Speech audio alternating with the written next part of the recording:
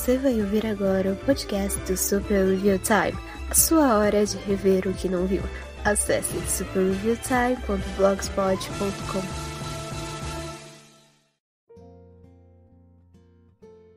Vocês pensam que nós fomos embora, nós enganemos vocês. Fingimos que fomos e voltemos, ó nós aqui outra vez. Está começando mais uma vez o Capan Comenta, trazido até você pelo Super Review Time e pelo Filmante. Faz um tempo, né? Pra variar. Porque meus podcasts é assim, né? Eu faço eu passo 2 meses sem fazer, 3 meses, às vezes 1 ano. É que às vezes não tem muito assunto para comentar no podcast, né? Não tem nada de acontecer muito relevante. Tanto é que hoje eu vou tratar de um assunto que é meio relevante, mas eu acho interessante comentar, mas enfim. E quando acontece alguma coisa interessante, eu normalmente não... Minha dicção é horrível, assim, sabe? Quando acontece alguma coisa relevante, eu normalmente não tenho tempo para fazer nada, né? Ou então vem alguém antes e já faz alguma coisa que realmente diz tudo o que eu ia dizer. E, no caso que foi a treta do Crunchyroll com os piratas, né? Os sites de desenho japonês pirata. Eu tinha uma coisa tão legalzinha planejada para falar, uma coisa assim, bem explicadinha e tal. Só que aí o Amer veio, fez um podcast que foi melhor do que eu poderia imaginar. Eu discordo dele em alguns pontos, mas até a conclusão que ele tirou foi, tipo, exatamente a minha, né? Antes de eu ouvir meu podcast, eu tinha um pensamento, e aí, quando eu ouvi o podcast do Amer, ele disse exatamente o que eu ia dizer. Tá todo mundo errado. Tá todo mundo errado ali. Mas eu ainda dou um pouco de crédito pros dois lados. Mas ainda assim, tá todo mundo errado. Porque... Ó, o avião passando. Se você quiser saber exatamente o que eu penso, vai ouvir o podcast do Amer, que é basicamente aquilo. Em resumo... Ai, cara, desgraçado. Em resumo, o Crunchyroll tá errado em querer atacar os sites da forma como ele fez. Era pra... Esses sites, em relação a sites piratas, eles deviam seguir aquela... Não é costume, não é essa palavra que eu tô querendo. Eles deviam seguir uma certa política de... deixa do jeito que tá, né? Mas o problema é que os fansubers não estavam seguindo a própria política de cavalheirismo que eles seguiam antigamente. Eu lembro que antigamente os caras, sei lá, a Panini ia lançar um quadrinho que eles estavam fazendo, eles diziam, não, vamos parar, vamos comprar o deles, e aí a gente vai pegar outro projeto para fazer. Né? Porque o propósito do fansuber, desses sites piratas, é para ser a difusão de algo que a gente não tem aqui. O Crunchyroll só existe porque existiam os fansubers antes, que mostraram que tinha esse público, né? E muitos anos antes, na época da Manchete, na época de locadora, isso o Homer vai poder explicar muito melhor e com mais autoridade, porque ele de fato viveu essa época, ao contrário de mim, né? Ele é muito mais velho do que eu. Ele tem mais do dobro quase o dobro da minha idade, então... Mas, por um lado, o Crunchyroll também devia tentar focar em aumentar a biblioteca deles e também fazer um player bom, que funcione. E muitas das reclamações que eu ouvi é basicamente que o player do Crunchyroll é uma desgraça. Vive travando, não carrega direito, que é o básico de um player, né? E é por isso que o YouTube se sustenta no mercado ainda como líder e tem praticamente um monopólio. Os fansubs não seguem essa prática de cavalheirismo, mas também é porque o Crunchyroll dá um serviço que presta. Né? Como disse Game New, isso também não vai falar no podcast, Game New, se você quiser realmente vencer os piratas, você tem que fazer um serviço bom, que preste, que o pessoal esteja disposto a pagar por ele. Né? Se você não tem um serviço bom, o pessoal não vai querer pagar, o pessoal vai querer pirata. E mesmo assim tem aquele pessoal que não pode pagar e recorre aos piratas. Né? Isso é um assunto de discussão mais profundo para outro dia. E é bom que tenha outra pessoa comigo, não sei, só eu balbuciando coisas aleatórias. Né? Porque é bom você ter alguém para contrabalancear, né?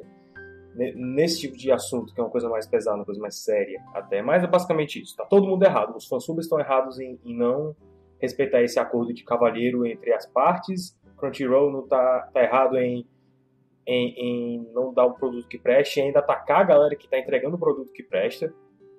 Né? Então, eu sei que o mercado de publicação, de licenciamento é bem mais complicado do que isso, mas no geral é assim que eu vejo. Tá todo mundo errado. Mas como é que vocês estão, hein? Como é que vocês passaram aí final de ano, começo de ano, carnaval? Porque eu estive ocupado com algumas coisas, inclusive um dos motivos de eu não ter feito podcast, não ter escrito tanto. Para início de conversa, né, eu tirei o período de férias em janeiro, onde eu não fiz absolutamente nada. Eu tirei uma férias realmente para ficar quieto. E aí nesse momento eu comecei outra coisa que no futuro próximo vocês vão saber o que é. Né? Os padrinhos já sabem. Inclusive, obrigado, padrinhos. Né? Agora eu tenho 2 padrinhos. O João Carlos e o Cauã Alves. Muito obrigado, vocês 2. Já vou começar a trabalhar nos pedidos.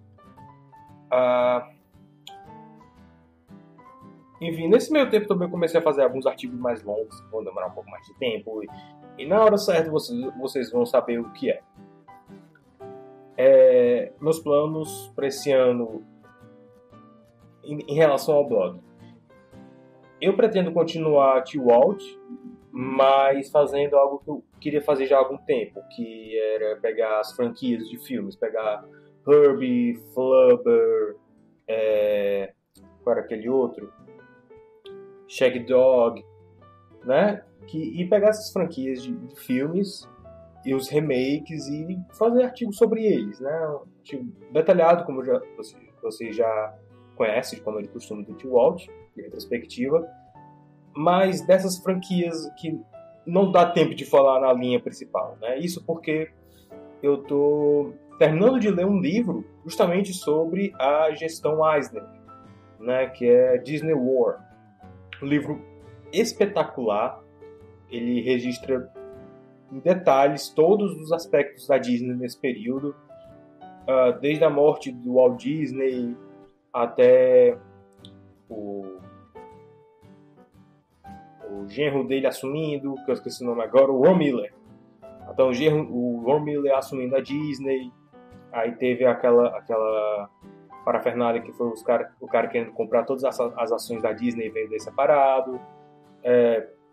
E aí o Roy foi atrás de Michael Eisner. E a gente vai ver em detalhes toda a gestão do Eisner e como Hollywood é um lugar sem escrúpulo, cara. É sensacional você ler esse livro. Assim, se você acha que Hollywood é um lugar vil e sujo e que não tem respeito por você como indivíduo, você começa a ler esse tipo de coisa que você vai ter certeza. Isso porque esse livro foi escrito antes dos escândalos do Harvey Weinstein, né? Que durante um tempo a produtora deles, a Miramax, era da Disney, então...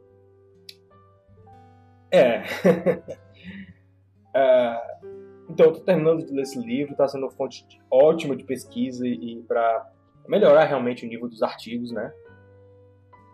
E se você tiver algum tempo, tiver algum interesse, tiver um bom conhecimento de inglês, azar do latim. Se você tiver um bom conhecimento de inglês, vale muito a pena você ler esses livros. Esse livro, Disney World, não li outro, além desse. Nem terminei esse, na verdade. Quais são os assuntos que nós temos hoje? Nós temos um bem mais leve, mais divertido e meio passageiro, né? E outro que é um pouco mais polêmico, né? Mas vamos começar pelo primeiro, que é a forma que a Disney tem tratado os Muppets recentemente.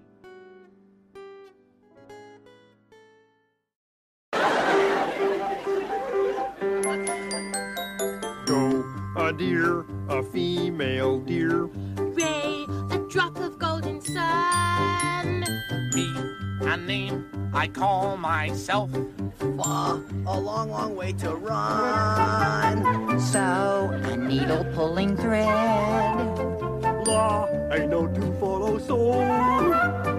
Tea, a drink with jam and bread. Me, a name I call myself. Far, a long, long way to run. So, a needle pulling thread. La, ain't no to follow soul. Tea, a drink with jam and bread. Go, go, a deer, a female deer. Go, a near, a female Oh, deer. what the hey? Hey, a hop of golden corn. Fuzzy! A name I call myself. Let's be bold. A beer, a female beer. Go away. Play a drop of golden Oh, wine. wait a minute. You're ruining the whole thing. Now, just listen to me. Me and my shadow. A deer, a female deer. Come on, you're ruining the whole thing.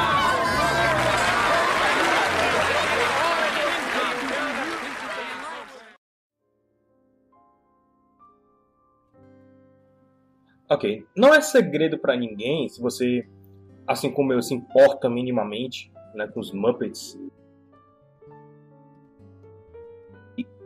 não faz a menor ideia do que fazer com os Muppets. Tipo, totalmente, eles são totalmente perdidos. O Jim Henson, quando ele estava assim, perto de morrer, eu não tenho certeza se... Eu não posso afirmar com certeza que ele sabia que estava perto da morte dele e queria se livrar dos Muppets.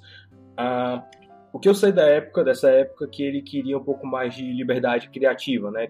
Ele queria trabalhar em outras coisas que não fossem os Muppets. Ele achou assim, não, eu dei tudo que eu pude dar para esses personagens, eu quero fazer outra coisa agora. Que foi até o que aconteceu na época, né? Ele começou a desenvolver uma série da Pequena Sereia, né, em live action, que foram feitos 2 episódios pilotos e nada além disso, né? Que a Ariel seria uma atriz mesmo e os outros personagens, o Sebastião, o Linguado, eles seriam fantoches, feitos pela Jim Henson, claro. A série não deu encanto nenhum porque pouco depois disso o Jim Henson faleceu e o que seria essa série acabou se tornando a série animada da Pequena Sereia. Ele também desenvolveu, o Urso na Casa Azul, né, para a faixa de pré-escolares da Disney, que, se não me engano, na época era o Playhouse Disney. Eu acho que não era um canal só para eles, eu acho que era um período do Disney Channel. E ele também começou a trabalhar em Família Dinossauro, né, só que ele não conseguiu completar o conceito, né, ele faleceu antes disso, e aí veio outras pessoas e terminaram o conceito e ficou sendo da Disney, né? Eles passavam na ABC. E desde que a Disney terminou a compra dos Muppets em 2004, eles não faziam a menor ideia do que eles estavam fazendo. Eu acho que até falei isso em outro podcast. Eles não sabiam o que estavam fazendo. Eles fizeram Muppets e o Mágico de Oz, que... Meu Deus, esse filme é um saco. Esse filme foi o que me fez mergulhar assim de cabeça em Muppets e Disney, porque eu queria entender o que raios levou esse pessoal a fazer esse filme tão... Porque, tipo, era um filme que claramente não sabia o que fazer com... Não entendia os personagens.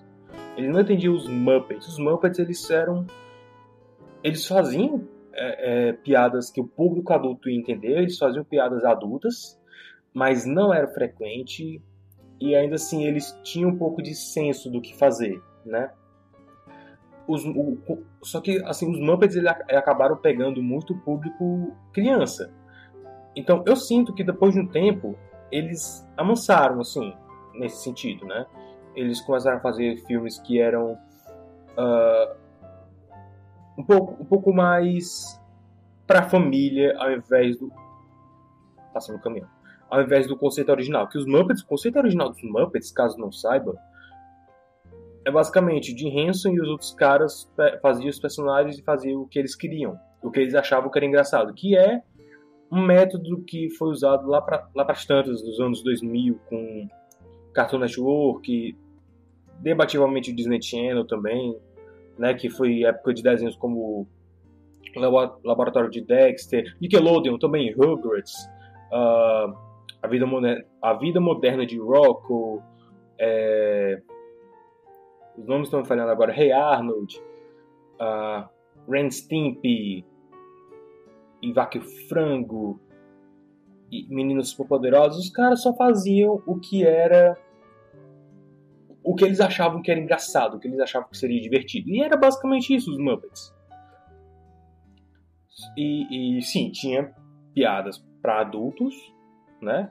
Que eram piadas sobre cultura clássica, cultura popular, que crianças não iam entender, mas assim, não era... como posso dizer... Não era exatamente prejudicial para elas, né? Não eram piadas envolvendo sexo ou bebidas. E aí tinha piadas para adulto que realmente envolviam essas coisas, né? Tem um episódio que, tipo, é bem sutil. Assim, não é nada vulgar ou nada, tipo, obsceno visualmente. Mas, tipo, tem um episódio que o convidado é um bailarino, eu esqueci o nome dele, é um nome russo. E a Miss Piggy tá lá na sauna, aí ele aparece só de toalha, e aí a Miss Piggy fica se jogando pra ele. Ela diz, tipo, você não está com frio? Você não quer tirar essa toalha? Você está com muita roupa? Aí ele, não. Aí ela, talvez eu esteja com muita roupa. Vai, Kamen Rider. Aí ela diz, né, talvez eu esteja com muita roupa. E ela fica secando ele o tempo todo, então... É o tipo de coisa assim que criança vê, sabe do que se trata, mas... E você tá andando na linha, que é o que a gente... Assim, na beirada, né? O que a indústria chama de edge, né? É uma coisa edgy. Uma coisa assim que... Se você empurrar um pouquinho mais para lá, já pode ter problema com sensores, né? Com a censura. Que era uma coisa que Ren e Stimpy faziam... O ganha-pão. Era o ganha-pão do Ren e Stimpy. Né? Meu Deus, que desenho bizarro. De um episódio que eu sempre confundo os dois, meu Deus. Que é o Chihuahua, o cachorro, o Ren e Stimpy, eles recebem um episódio que o Ren e Stimpy, eles recebem um monte de cartas de fã, só que todas as cartas é só pro Stimpy, eu acho que é Stimpy. E o Ren fica mordido de ciúmes e, tipo, ele passa a noite quase prestes a esganar e fica descrevendo as formas como ele mataria o Stimpy. E, tipo, é muito perturbador.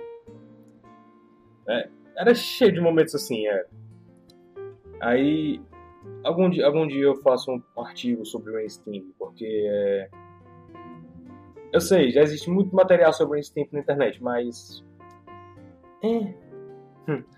Ok. Com isso dito, Muppets o Mágico de Oz, ele seguia bem essa linha do Ed. Só que ele não sabia como fazer isso com os Muppets. Porque, tipo... Tem um momento que... Assim, na história original do Mágico de Oz, cada personagem entra separado e cada um vê uma encarnação diferente do Mágico de Oz, por assim dizer. O Gonzo é o Homem de Lata e assim que ele entra, o mágico se manifesta como uma mulher linda. Que é o que acontecia no livro também, só que, se eu não me engano, era com o espantalho. Nessa versão é com o Homem de Lata, que é o Gonzo. E aí a mulher, ela usa basicamente o tomara que cai, os peitos dela são do tamanho de bolas de basquete, e a CG é horrível, tipo, faz Kingdom Under the Sea parecer, sei lá, The Last of Us. Não sei. E aí ela vai lentamente se transformando numa galinha. Você fica tipo... Eu devia ficar excitado ou confuso? Porque eu tô definitivamente confuso. Um pouco excitado, mas confuso, né? Eu não sei o que eles queriam fazer ali.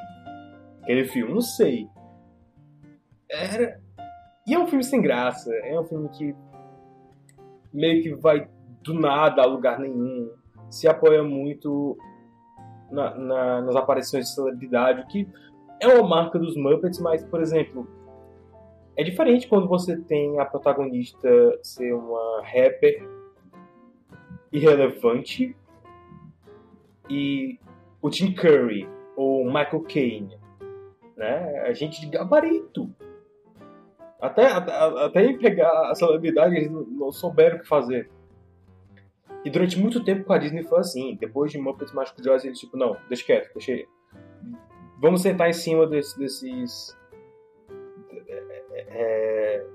assets, desses personagens e deixar eles na geladeira por um tempo. E assim eles o fizeram. Durante muito tempo, não se fazia muita coisa com os Muppets. O que tinha era reprise do Muppet Show, do Muppets Tonight no Disney Channel. Devia ter alguma coisa nos parques, mas tipo, não era lá essas coisas, não era muito relevante. Não, tinha o Muppet Vision 3D, que foi o último filme que Jim Henson dirigiu na vida antes de falecer. Devia ter algum merchandising por lá, mas tipo, eles apareciam em propagandas. Eu acho que vez ou outra em algum talk show, mas era isso. A Disney não tava fazendo muita coisa com os personagens. Até que chegou o maluco lá do How I Met Your Mother, que é fã dos Muppets, fez o filme do Balacobaco, né? E aí fizeram a sequência que também era espetacular. E aí depois meio que nada. Ele morreu de novo, né? Voltou pra estaca zero. E aí a Disney tentou fazer aquela série com um terror mais adulto e mais dramático que foi o The Muppets, que de novo não é uma série ruim, não tem um conceito ruim, mas é incrivelmente mal executada, é incrivelmente fora de foco e com timing horrível. Agora eles estão fazendo Muppet Babies e é sensacional. Eu diria que é provavelmente a segunda melhor coisa que a Disney fez com os Muppets, atrás dos filmes, e incluindo... eu não sei se eu deveria incluir Muppets na Ilha do Tesouro e Muppet Christmas Carol, porque eles não exatamente produziram, eles só distribuíram. Eles estavam naquele limbo onde os Muppets também pertenciam à Disney, meio a Jim Henson. O que é engraçado também porque, tipo, antes dos Muppets serem da Disney, teve um curto período que os Muppets foram de uma empresa alemã, né? A família do Jim Henson vendeu os direitos para empresa alemã, que tipo não tinha nada a ver com o ramo. Aí a empresa faliu, vendeu de novo para os Henson, e aí os Henson venderam para Disney. Então é complicado. Os Muppets tiveram uma historiazinha dura. E o que é que os Muppets estão fazendo ultimamente? O que é que a Disney tem feito ultimamente com os Muppets que eu pessoalmente tenho achado interessante, né? Alguns experimentos que eles fizeram com os personagens, mas eu pessoalmente não sei até que ponto isso é interessante ou se tem algum futuro para os personagens. Eles fizeram 2 apresentações ao vivo, que eu até comentei em outro podcast, é sensacional, espetacular as apresentações. E depois disso eles meio que ficaram adormecidos até que veio o Muppet Babies. E recentemente eles estão na estratégia de usar os Muppets como atores. Eu juro, eles são tipo... Tudo começou, até onde eu me lembro, com o Kermit sendo o Mágico de Oz em uma peça teatral. Né? Teve o... Eu não lembro agora se era alguma versão da Broadway ou se era alguma outra versão, mas era uma versão teatral do Mágico de Oz. E o Mágico de Oz era interpretado pelo Kermit. Era tipo, literalmente, o Kermit interpretando um personagem. Ele não era, tipo... Não era o Kermit interpretando... Ok, como eu coloco isso da forma que não seja estranho? Sabe quando os personagens, eles, tipo... É muito estranho descrever isso. Mas é a melhor forma de descrever. O Kermit é simplesmente um ator que estava lá sendo o Mágico de Oz. Eles não... Até onde eu vi, eles não admitiam que era um sapo verde fazendo o Mágico de Oz. Não, eles atuavam dentro da peça, continuando com o Mágico de Oz. O Kermit era literalmente um ator fazendo o Mágico de Oz como qualquer outro ator. E aí depois veio a notícia de que o Fozzie ia dublar um personagem em Família Green. Eu acho que esse é o nome, o desenho do Disney Channel, que é uma família de caipiras que vai morar na cidade. Pois é. Urso Fozzie dublou um personagem lá. Ele dublou um dentista. E nos créditos apareceu como Fozzie Bear. É. Sim, apareceu o nome do manipulador, Eric Jacobson. Ele apareceu... Acho que era como auxiliar ou era agente do Fozzie. Era alguma coisa assim. Eu tô com preguiça de olhar agora. Mas era. É estranho.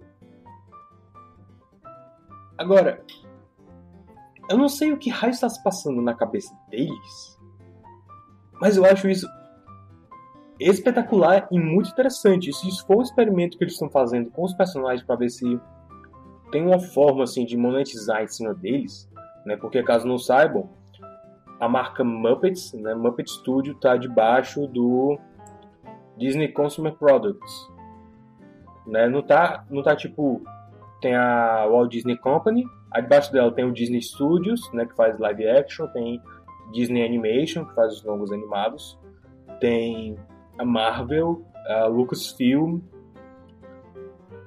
e a Pixar, né? Não tá no mesmo patamar desses, não. Tem a Disney Company, e aí tem a Disney Consumer Products, e aí debaixo dela tem os Muppets. Então, basicamente, se você for a Toyota, se você representar a Toyota e quiser fazer uma propaganda com os Muppets, você vai lá na Disney Consumer Products, paga os direitos autorais, conversa com eles, paga os direitos autorais e traz os Muppets para fazer a sua propaganda. O que, na verdade, funciona muito bem, né? Não estou reclamando, né? Nem estou criticando. Faz muito sentido, porque assim, os Muppets eles são personagens da cultura pop, talvez tanto quanto qualquer outro. Só que assim, a Disney ela é mais protetora de personagens, como, por exemplo, as princesas, ou Peter Pan, ou Mickey, ou... Tá, Homem-Aranha, Marvel, Star Wars, nem tanto, mas a Pixar também. Eles têm um sistema de licenciamento deles para fazer coisa de banho e comida e caderno, eles têm. Só que, por exemplo, você não vai chegar pra Disney, né? Chegar lá e dizer, eu quero pegar o Mickey, eu quero licenciar o Mickey para fazer uma propaganda. Que? Eu quero pegar o Mickey, fazer propaganda de carro com ele. Oi? Tipo, eles não vão deixar. Eles são muito protetores. Tem que ter um motivo muito bom pra eles deixarem você usar o maldito Mickey Mouse na propaganda do Gol. Não dá, não. Se você quiser usar o Hulk, até vai, tem uma propaganda de carro com o Hulk. Se você quiser usar, sei lá, Star Wars pra fazer propaganda de seguro, é viável, né? Mas usar a Elsa, você vai usar a Elsa numa propaganda da Geico, fazer o crossover dela com aquele calango? Não vai. Eles não vão deixar. A marca deles é muito preciosa para ficar usando ali de qualquer jeito. Só que os Muppets, eles já tem no DNA deles esse negócio de fazer crossover e fazer referência à cultura pop e aparecer em propaganda, assim. Eles são...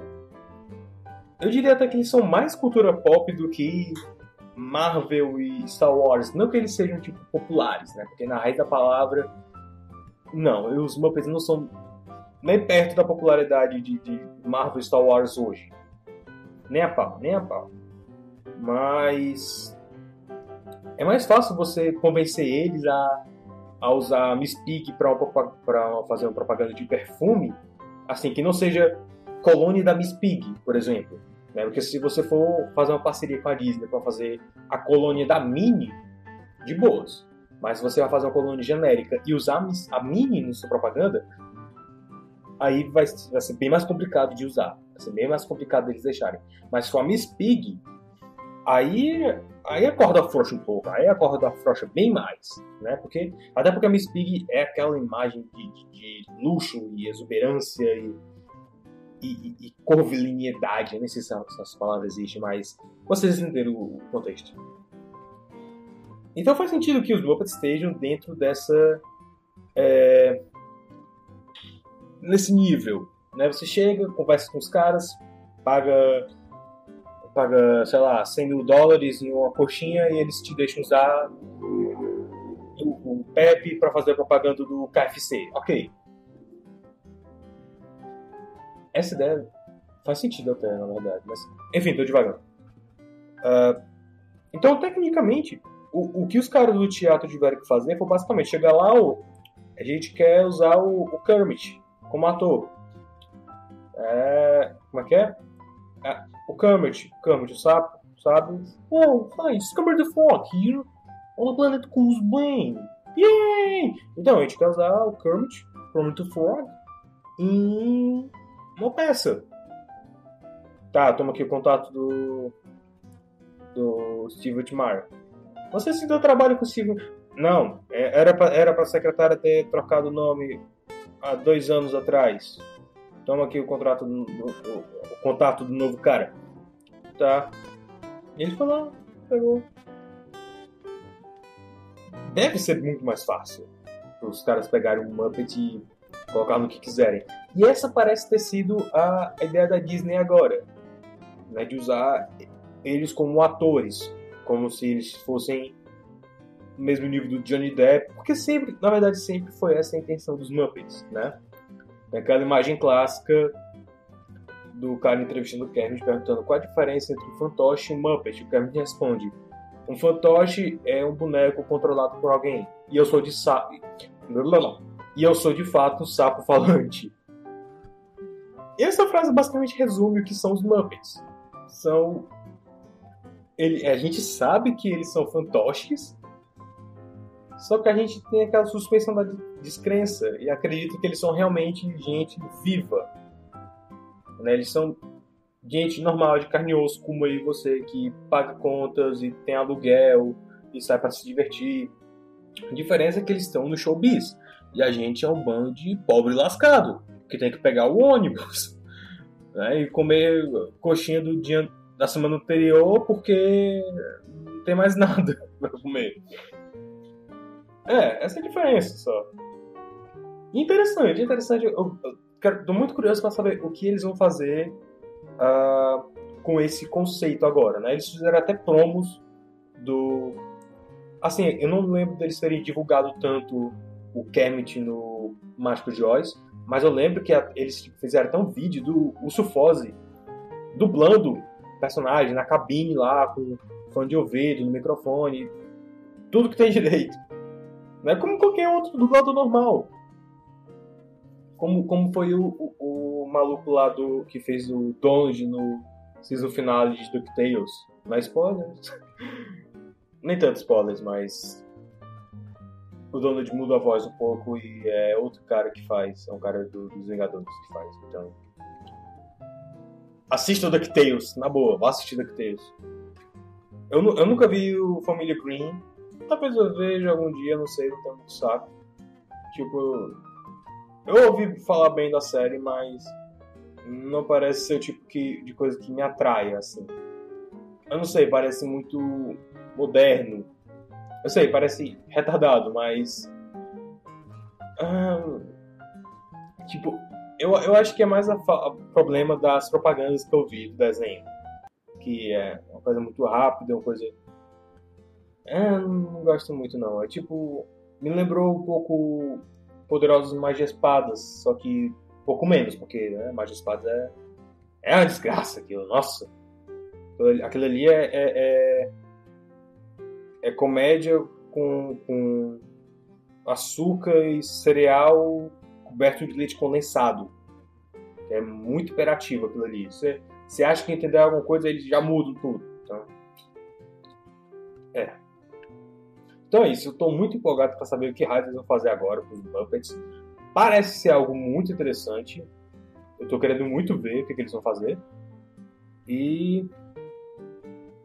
sei lá, eu só queria que eles tentassem entender os personagens antes. Talvez se tiver algum fã lá, tipo o cara do How I Met Your Mother, talvez os personagens fiquem populares de novo. O maior erro foi eles terem feito aquele The Muppets, daquele jeito. Era pra eles terem feito um revival de Muppet Show.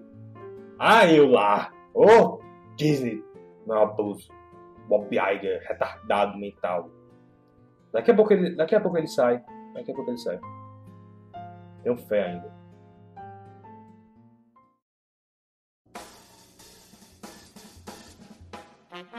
Você está ouvindo o podcast Super Review Time.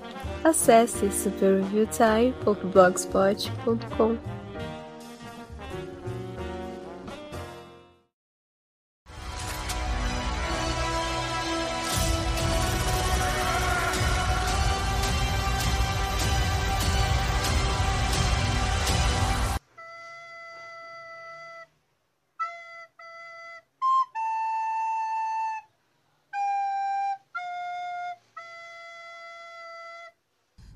Who the hell are you guys?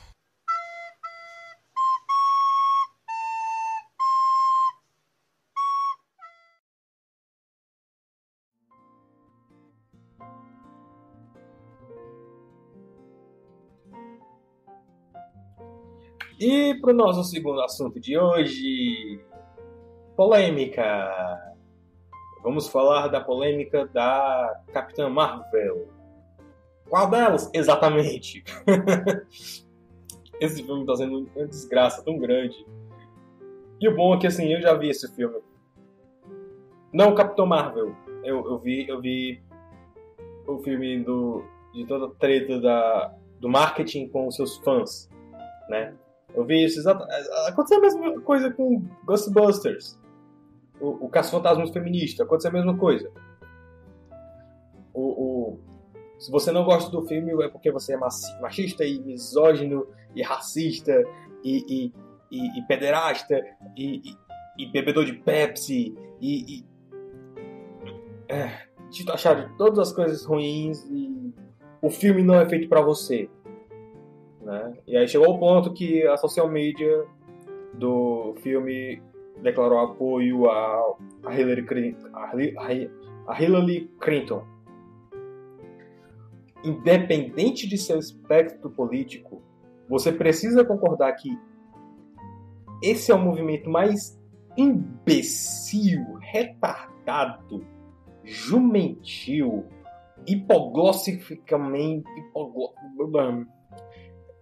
Eu tenho que criar um xingamento, cara, pra isso, porque... Nossa. Tipo, quando você faz um filme, a menos que o filme tenha cunho político, seja sobre política, ainda assim,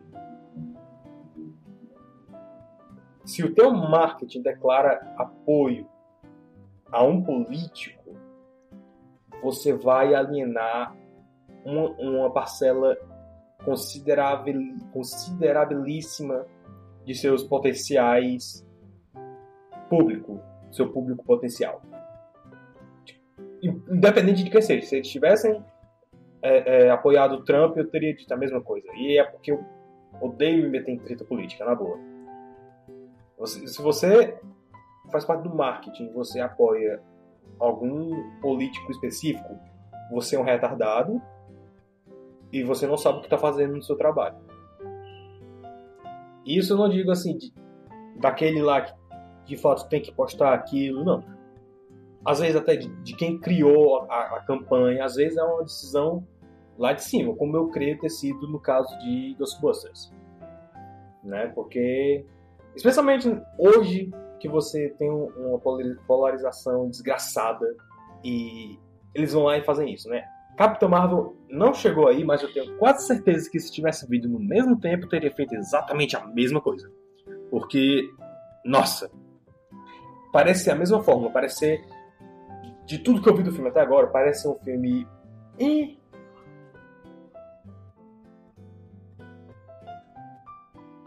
Negra foi um saco. Pantera Negra já ganhou o Oscar, né? Vocês já podem parar de fingir que Pantera Negra é bom, tá? Pantera Negra é um saco. É horrível. Tá, não é horrível, horrível. Ele só não é tudo isso que você diz. Ele é um filme medíocre. Meu Deus, o que é aquele clímax? Aquele clímax é a coisa mais... Nossa! Se aquele clímax fosse um sanduíche, ele seria aquele sanduíche que é tipo um pão e carne só. Sabe aquele sanduíche sem graça? Aquele sanduíche sem queijo, sem molho, sem manteiga, sem ketchup, sem maionese, sei lá que raio você usa, que a carne é sem sal, a carne tem gosto de papelão. Pronto, esse é o Pantera Negra. É um filme que não tem gosto de nada e leva nada a lugar nenhum.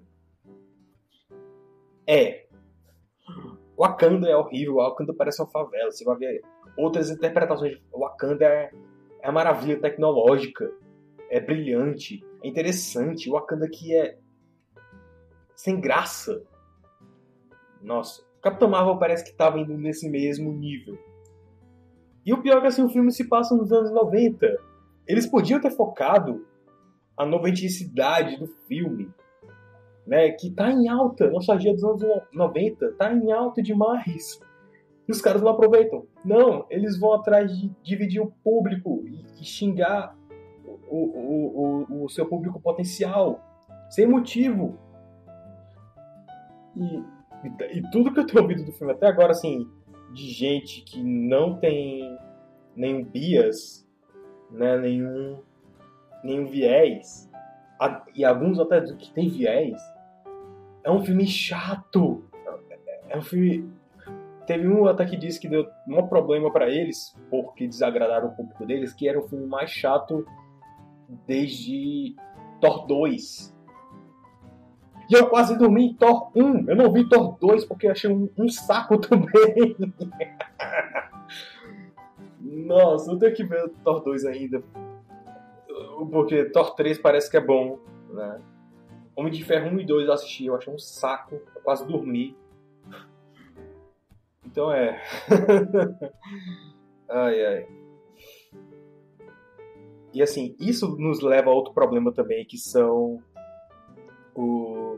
os sites de análise de crítica de cinema, que são obrigados a fazer uma crítica boa para não perder favor, né, dos estúdios. Porque imagina se os caras fazem uma resenha ruim, uma crítica ruim de Capitã Marvel. Os caras não vão para ser chamados pela Disney para a cabine de pré-estreia de Vingadores fim de jogo. Eu sei, o nome é Ultimato, mas eu quis fim de jogo porque me lembro de Pequenos Espiões 3. Eu provavelmente tinha alguma piada pra isso, mas tudo bem. Eu tô meio irritado pra fazer piada já. Então, os caras, eles não podem falar mal do filme, sabendo que eles vão perder os privilégios com o estúdio, né? Outra coisa que o podcast do Homer, né? O Homer é sensacional, ele é realmente o cara mais sábio desse meio que eu já vi. De verdade, se você não conhece, vá atrás do trabalho dele, é ótimo. Eu não concordo com tudo que ele diz, mas ele é muito sensato, ele parece ser o cara mais sensato que tem nesse meio de cultura pop do Brasil, né? Que costuma geralmente ser pior do que o americano. O americano ainda tem uns caras independentes grandes lá que valem a pena você ir atrás. Então, ele fez um podcast inteiro explicando sobre como os caras de cultura pop, eles não podem falar mal dos produtos para não perder favor de estúdio e perder pré-estreia, perder brinde, mimo. Então os caras não vão falar mal de Capitão Marvel. Se você for procurar os caras que têm menos viés, você talvez encontre uma criticazinha mais equilibrada, né? Como é que eu vou saber qual é a crítica equilibrada? Use seu bom senso. E se você também tem um viés, então crie um bom senso. Eu não sei. Você precisa saber escolher quem são os caras que você vai ouvir para poder tecer a sua própria opinião. Quando eu vi o Retorno de Mary Poppins, eu ouvi do Rock Place, que era um filme sensacional. E aí eu fui ver a resenha do Doug Walker, né, que ele falava muito mal do filme. E aí, assim, eu vi outras por aí, né, que eram meio a meio, outras que amaram, outras que odiaram. É sempre bom você tentar pegar o maior possível de aspecto possível, porque experiência própria é isso. Você vai, por exemplo, pegando ainda o Retorno de Mary Poppins como exemplo. Eu vi o vídeo do Doug Walker, né? E aí ele falava mal de alguma coisa, tipo, por exemplo, Mary Poppins tem um clímax agora. E aí ele ia falar sobre isso e dizer porque não gostou, etc. E aí eu automaticamente já dizia, não, mas faz sentido ter o clímax por causa disso. Eu entendo o ponto de vista dele, mas eu também entendo que algumas coisas precisavam ser mudadas para público dessa geração. Eu senti que o filme, assim, no geral, ele tinha a mesma alma de Mary Poppins, tinha o mesmo DNA, só que era uma geração diferente. É como você pegar uma foto do seu avô quando era criança e uma foto sua quando era criança. Você vai encontrar alguns traços semelhantes, mas você vai ver também que é outra coisa diferente. É mais ou menos a mesma coisa. Então, aí ele falava tipo, mas as músicas eram sensacionais, espetaculares. É verdade, as músicas eram muito boas, tinham o mesmo espírito da Mary Poppins original, e ainda assim adicionava alguma coisa nova, né? E por aí vai. Essa é a forma certa de você olhar a crítica. Não é você ir pegar números de bilheteria ou pegar número do Rotten Tomatoes, que é o assunto para outro dia. Pelo amor de Deus, é muito treta com Capitão Marvel. Capitão Marvel tá ficando na história de uma forma assim tenebrosa.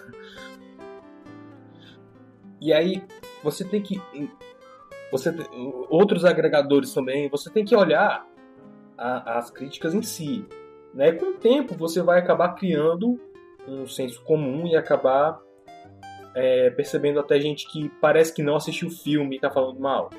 Eu já vi isso um dia desses. Eu não lembro agora qual era o filme, mas eu tava lendo no Letterboxd um monte de comentário aleatório sobre um filme que eu não lembro agora qual era. Kim Possible. E aí, tipo, o usuário lá reclamava de alguma coisa que lá na frente do filme era explicado. Mano, tu não viu o filme! Ou então dormiu! Entende? Então, é isso que você tem que fazer. Não pega só a minha palavra sobre um filme. Pega a minha, pega de mais alguém, pega de comentário do IMDb, no Letterboxd, no Rotten Tomatoes. E, tipo, vai mudando teus filtros também nos agregadores. Essa é uma lição importantíssima. Tu pega, tipo, quem mais gostou, quem mais odiou, ou resenhas mais úteis ou menos úteis. Você vai perder um bom tempo nisso, mas pelo menos você vai criar o seu próprio senso crítico, né? Você vai ficar vendo e vai já começar a notar quem realmente viu o filme, quem entendeu o filme, quem não entendeu, quem não viu, né? Ou quem tem viés e quem não tem. Uma coisa mais ou menos assim aconteceu com o Capitão Marvel. E... Só que eu não tô aqui pra falar isso hoje. Eu passei 10 minutos falando sobre isso, mas não é sobre isso que eu vou falar hoje. Não. É uma declaração da Brie Larson, a atriz principal, estrela de Capitã Marvel. É aquela que ela diz que não precisa dos homens brancos para ver o filme? Não necessariamente. Embora ela seja uma declaração também incrivelmente retardada e que tem a ver com o que a gente vai falar hoje, mas um dos artigos que eu li tinha uma declaração dela que me chamou muito a atenção, né? Que assim mostra que ela não sabe do que está falando, ou mandaram ela falar isso, né? Porque ela tem que lacrar.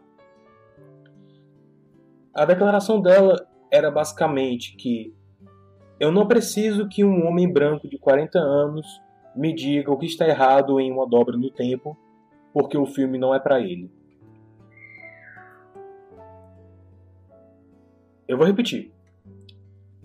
Eu não preciso de um homem de 40 anos branco me diga o que está errado, o que ele não gostou em Uma Dobra no Tempo, porque esse filme não foi feito para ele. Isso foi provavelmente a segunda coisa mais imbecil que eu ouvi esse mês. Ou foi mês passado, enfim. Olha, como alguém que já está escrevendo artigos sobre filmes e entretenimento no geral desde 2012, 2011, faz aí uns quase 10 anos, né? E assim, eu sei, é pouco tempo comparado a outros caras que estão no mesmo ramo, mas a minha especialidade acabou sendo filmes para criança ou para adolescente, né? Eu vejo muito desenho, muita animação, muita coisa antiga também, mas o que eu mais assisto mesmo realmente são essas coisas feitas para criança ou para família, né? E animação e comédias e coisas para adolescentes. É o que eu mais costumo ver, é o que eu estou tendo mais contato. Quem faz essas coisas, esses produtos, são adultos, são homens brancos de 40 anos que fazem essas coisas. Então, segundo a lógica dela, o cara que criou... deixa eu dar um exemplo. Tô tentando lembrar de algum filme que eu tenha visto, mas... Nossa, é porque eu tô com tanta coisa pra fazer que minha cabeça tá começando a borbulhar já. Tá, vamos dizer... Toy Story, né? Assim que saiu, que foi feito por gente velha, homens brancos, né, com mais de 30 anos, você tá me dizendo que esses caras não têm o direito de apontar os erros no próprio filme que eles fizeram? E assim, eu sei que ela tá falando do público, mas meu ponto é, se o cara tá em tanto contato com aquele tipo de produto, de certa forma ele trabalha com isso, ele não pode ter uma opinião, ele não pode ter um pensamento, ele não pode dizer o que tá errado, o que não tá, ele não pode dizer o que ele gostou, o que ele não gostou. Quando você desenvolve um senso crítico, de verdade, ao contrário da Brie Larson, aparentemente, você começa a perceber certas coisas, tipo... Eu sei que esse filme não é pra mim, mas ele é bom. E muitas vezes eu acabo encontrando filmes assim no meu blog, né? Ou então filmes que realmente não envelheceram bem, mas que tem algum certo valor histórico, valor técnico, né? Como, sei lá, Nomobile, né? Da Disney. É um filme chato, maçante, que não envelheceu bem. Mas ele tem algumas coisas interessantes que talvez valham a pena dar uma olhada.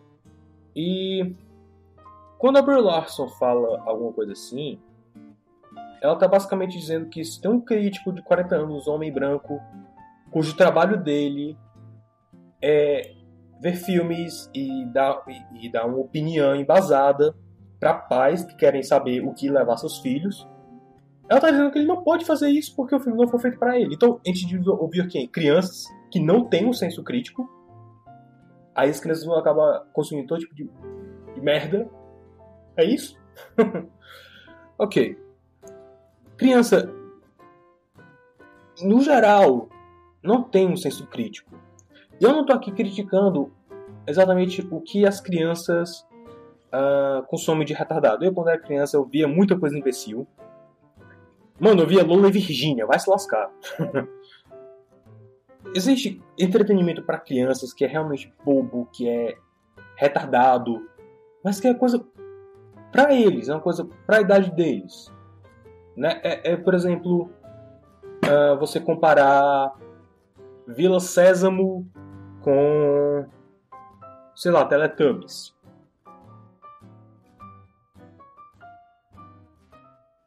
Ele obviamente não é o público-alvo nem de Vila Sésamo e nem de Teletubbies. Mas ainda assim, ele é obrigado, ele é pago, é o trabalho dele, é o ganha-pão, é assim que ele paga as contas. Ele estuda esse tipo de coisa e ele tem que assistir Vila Sésamo, assistir Teletubbies e emitir uma opinião escrita, redigir um texto explicando por que um é bom e o outro é ruim. Para ele, não. Para os seus filhos. Você tem que saber o que suas crianças fazem na internet. Saber o que eles estão fazendo. Saber o que eles estão assistindo. O que eles estão consumindo de entretenimento. Isso é o mínimo que um pai deve fazer. E aí o que o pai vai fazer? Ele vai consultar um especialista. Se o especialista diz que Teletubbies não é bom para uma criança de 5 anos assistir, porque não vai incentivar certas capacidades mentais dela, mas Vila Sésamo vai, ele tem os motivos, ele vai apresentar os motivos. Entende onde eu quero chegar?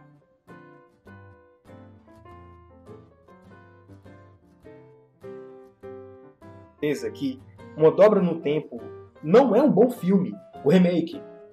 Não é. É um filme perdido, sem uma história, sem um plot, que não entende o material original. Um filme que se perde em ocasiões de lacrações, porque sim.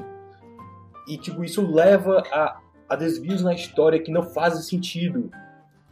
E é um filme maçante, embora que seja visualmente criativo. Ainda assim, ele não tem o mesmo impacto que o filme original, talvez até o livro tenha. Isso caracteriza ele como um filme ruim. Eu digo pra você não assistir? Não! Eu dou um conselho. Cara, se tu quiser, assiste, mas o original é muito melhor. Assiste os dois e compara. Né? Quando eu faço os artigos do blog, eu tento dar um tom mais cômico. Então eu zoo mais, eu tiro sarro mesmo. Mas normalmente isso é para comédia. Você também começa a desenvolver o senso crítico para isso, saber o que quando o cara tá zoando ou não, ou se a zoeira dele tem algum fundo de verdade, que normalmente tem, né? Isso, claro, os bons vão fazer isso, né? Você vai ver crítico que passa muito tempo numa piada que não tem muito base, é só uma piada, e outros que tem uma piada realmente fundamentada, mas que não passa muito tempo. Então Mas isso é coisa de tempo. Você precisa gastar tempo para desenvolver esse senso crítico. Uma Dobra no Tempo não foi feita para mim. Não é um filme feito para mim, de jeito nenhum. Não. Eu não sou o público-alvo de N maneiras, mas ainda assim, eu consigo ver que esse filme tem falhas. Esse filme tem problemas. Uma Dobra no Tempo original também não era muito para mim. É um filme pra gente até no máximo, sei lá, 13 anos. 14 esticando. Eu não sou o público-alvo desse filme. De jeito nenhum. Mas ainda assim, eu considero ele um filme muito melhor do que o remake.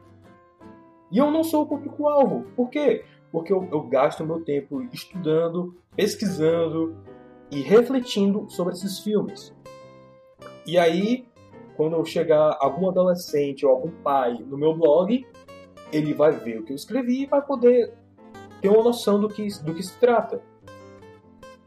Quando a Brie Larson diz que homens brancos de 40 anos não devem emitir opiniões sobre determinados filmes, ela, assim como várias outras feministas de hoje, ela vai limitar o discurso para ficar só naquela bolha. E é por isso que esse pessoal lacrador está sendo prejudicado. Esse pessoal acaba sendo prejudicado por eles mesmos, porque eles se recusam a ouvir, a dialogar com gente de fora da bolha deles. Entende onde eu quero chegar? Entende como isso é perigoso? Pois é a Brie Larson pra vocês. Agora, eu não vi Capitã Marvel, eu não vou ver no cinema, não vou ver tão cedo, vou ver quando sai no torrent. Porque yo ho, a pirate's life for me. But pelute planta me rough and loot drink up me artes yo ho, É um filme que eu tô, pelo que eu tô vendo, ele merece ser pirateado e muito. De verdade. Porque o marketing dele tá sendo muito agressivo. E eles estão só dividindo mais ainda. Se você vai ver o filme querendo amar, você vai amar. Mas talvez assim, quando você crescer, quando o zeitgeist da cultura mudar, você vai voltar e ver, talvez não seja dessas coisas, né? Talvez não envelheça muito bem. Eu me preocupo com isso, sabe? Eu me preocupo com o que os jovens estão assistindo, o que as crianças estão assistindo. É um dos motivos que eu ainda faço blog, né? Não só para estudar entretenimento em si e tentar tecer alguns comentários para que talvez te dê uma visão diferente sobre as coisas, sobre os filmes e às vezes até te trazer alguma pérola que você tenha deixado passar desapercebido. Alguns dos motivos que eu ainda faço blog. Mas também eu acho legal que muitas vezes quem chega no meu blog é adolescente, é gente mais jovem. E eu quero que eles saibam o que pensar exatamente. Eu quero debater com eles, eu quero mostrar para eles alguns erros que talvez eles não vejam dos filmes, porque isso vai gerar uma geração de público mais crítica, que vai realmente pensar, e talvez com isso o nível do entretenimento suba. Eu possa ler meus artigos e possa talvez repensar um pouco e talvez até aprender alguma coisa, né, enquanto debate sobre filmes. E Brie Larson vai se lascar, pelo amor de Deus. Eu não sei se foi a Brie Larson, se esse é um pensamento realmente da Brie Larson ou se ela foi mandada falar isso, mas seja lá quem for, nossa, que retardado, pela madrugada. Eu poderia tentar discorrer um pouco mais, mas já bateu 1 hora aqui de podcast. Eu espero que tenha feito sentido em algum momento. Se você quiser alguma coisa bem mais detalhada, uma coisa bem mais explicada, vai atrás do podcast do Hammer, tá? De verdade. Podcast do Amer, A-M-E-R. Porque ele realmente sabe falar essas coisas muito melhor do que eu. Ele te dá um insight bem mais melhor, bem mais melhor de bom. E ele tem alguns podcasts que complementam esse meu pensamento assim, em relação a como o marketing da Capitã Marvel tem agido, né? Então, eu acho que é isso. Então vamos estar encerrando agora. Se você quiser contribuir com o padrinho, assim como os meus 2 padrinhos, o Cauã Alves e o João Carlos, você vai lá na página do blog, tem um botão lá para o padrinho. Você pode pedir assuntos para comentar no podcast, você pode pedir artigos discursivos não, droga, dissertativos, né? Se você tiver algum filme que você lembra quando era criança, você pode pedir para eu resenhar, né? Inclusive tem um já agora na lista aqui para resenhar, acho que vai sair depois do podcast, porque esse mês é o mês do Dr. Seuss. Minha garganta tá uma desgraça. Tchau!